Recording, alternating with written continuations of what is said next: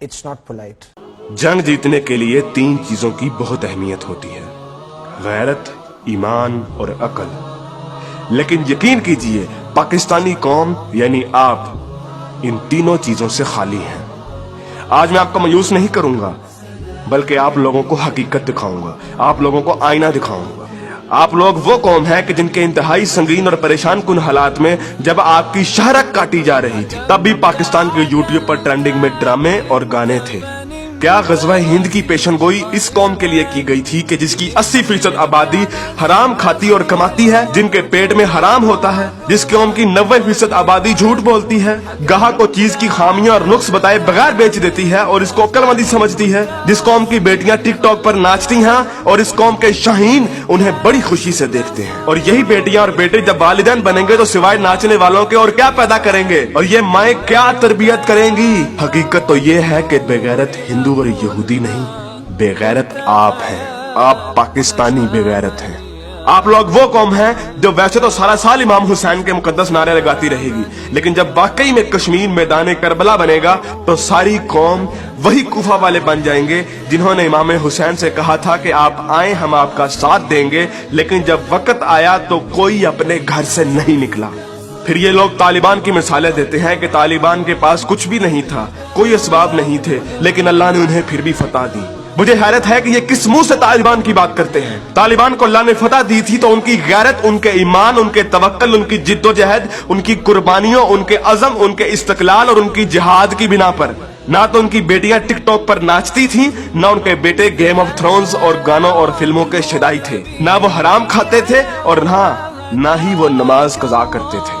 कश्मीरी तो बेवकूफ है कि उन्होंने इस कौम से सारी उम्मीदें लगाई हुई हैं, जिस कौम के नौजवान मुजाहिद भी हैं और मुफ्ती भी हैं, लेकिन सिर्फ फेसबुक, ट्विटर और इंस्टाग्राम के। बल्कि लोग नौजवानों को और इस यूथ को बहुत सराहते हैं, कहते हैं कि ये पाकिस्तान का एसेट है, लेकिन मैं ये कहता हूँ कि ये नौजवान लानत है।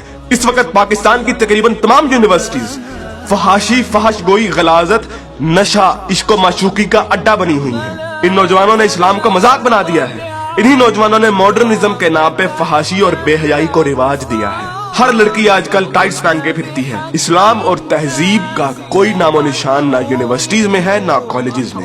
आज के लड़के गर्लफ्रेंड बनाने और लड़कियां बॉयफ्रेंड बनाने को फख्र समझती हैं। इन्हीं नौजवानों में चर्च और सिगरेट एक फैशन बन चुका है। हॉलीवुड के गाने और फिल्में और खुसूसी तौर पे नेटफ्लिक्स आज फैशन, मॉडर्न और पढ़े लिखे होने की अलामत है। और फितने सिर्फ शहरी इलाकों में ही नहीं, देहात में अक्सर मसाजिद खाली पड़ी रहती हैं। बमुश्किल किसी मस्जिद में एक सफ से ज्यादा नमाजी होते हैं। और झूठ, शरीकेबाजी, बदला और फसाद जितना देहात में होता है उतना तो शहरों में भी नहीं होता। अक्सर कॉलेजेस और यूनिवर्सिटीज के असातिज़ा फहश किस्म की जुगते लगाते हैं और बच्चों को बजाय अखलाकियात की तालीम देने के खुद बद अखलाकी की मिसाल बने होते हैं। और ऐसा क्यों ना हो, जब टीचर 45 मिनट पढ़ाने के पैसे ले लेता है लेकिन 20 मिनट पढ़ाता है और बाकी टाइम या तो मोबाइल पे गुजारता है या जुगतबाजी में या मजाक करने में, तो जब असातिज़ा तक के पेट में हराम की कमाई होगी तो वो क्या अखलाक सिखाएंगे। और सबसे बढ़कर हम जिन्स परस्ती और लोंडेबाजी पे पने हुए मजाक इस कदर आम हो चुके हैं, इस कदर आम हो चुके हैं कि सोशल मीडिया पर चलने वाले बिलावल भुट्टो और शेख रशीद की मीम्स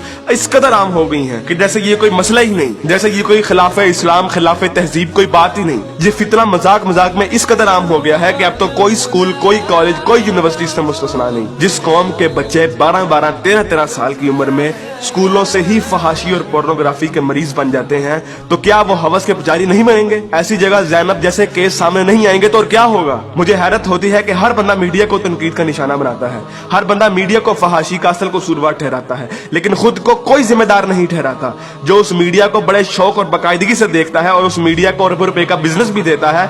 बल्कि टीवी और गाने तो इस कौम के लिए आज ऑक्सीजन बन गए हैं। आप अभी किसी नाई की दुकान पर चले जाएं, किसी दर्जी की दुकान पर चले जाएं, हत्ता कि किसी चिंची रक्षे को देख लें, सब जगह गाने और मुजरे चल रहे होंगे। तकरीबन हर बंदे के व्हाट्सएप के स्टेटस पर या तो कोई टिकटॉक की वीडियो या फिर गाने लगे होंगे। और सबसे बढ़कर बेशर्मी और हराम इस कौम में इस कदर सराहियत कर गया है कि अब तो नातों को भी म्यूजिक के बगैर नहीं सुनते, नातों तक के अंदर म्यूजिक लगा दिया गया है। हमारी कौम का तो मजदूर और गरीब बंदा भी उतना ही खबीस है कि जितना अमीर। हर बंदा हराम खाता और कमाता है, फर्क सिर्फ ये है कि कोई ज्यादा खाता है और कोई कम। मुझे बताइए कि कितने मजदूर और कितने गरीब लोग आप मस्जिद में देखते हैं? किसी बाजार में चले जाएं, मर्दों से कई गुना ज्यादा औरतें नजर आएंगी। औरत अब बाजार की जीनत बन चुकी है। इस इस्लामी मुआशरे में आज तक किसी को कुरान तर्जुमे से पढ़ने की तौफीक नहीं हुई और अगर कोई पढ़ता है तो सिर्फ अपने मतलब के दलाइल ढूंढने के लिए।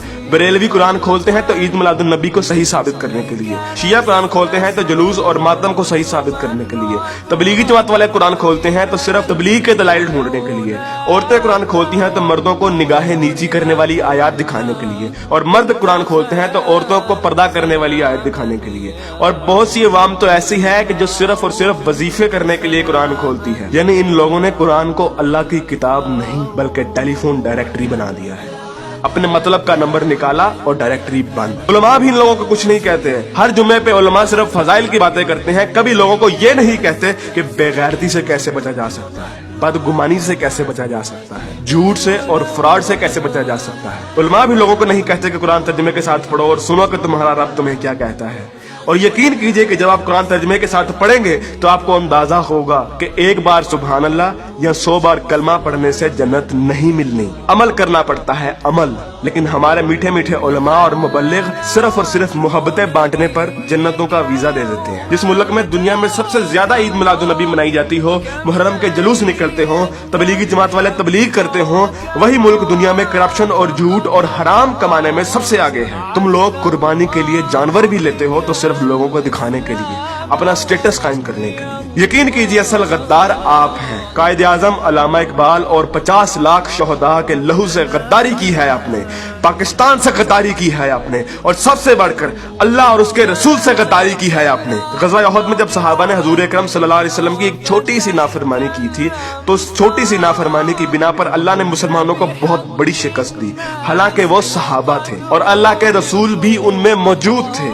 लेकिन आज आप लोग ये कहते हैं कि अगर जंग हुई तो आसमान से फरिश्ते उतरेंगे कतार अंदर कतार। तो पहले अपने अमाल और अपनी औकात देखिए और फिर बात कीजिए। ऐन मुमकिन है कि आप लोगों को इस तकरीर का कोई असर ना हो, क्योंकि जिस पेट में हराम, जबान पे झूठ, कानों में गाने और आंखों में हवस भरी हो, उन दिलों पर हक की बात असर नहीं करती। मैंने कभी इतनी बदतमीजी और सख्त अल्फाज से बात नहीं करनी थी, लेकिन यकीन कीजिए मैं बहुत मजबूर हूँ साफ साफ अल्फाज में अपनी कौम को उनकी हैसियत दिखाने के लिए कि असल में बदनामी के जिम्मेदार आप लोग खुद हैं, कि असल में जलालत आप लोगों ने खुद खरीदी है। ना तो आप कुरान के मोमिन हैं, ना इकबाल के शाहीन।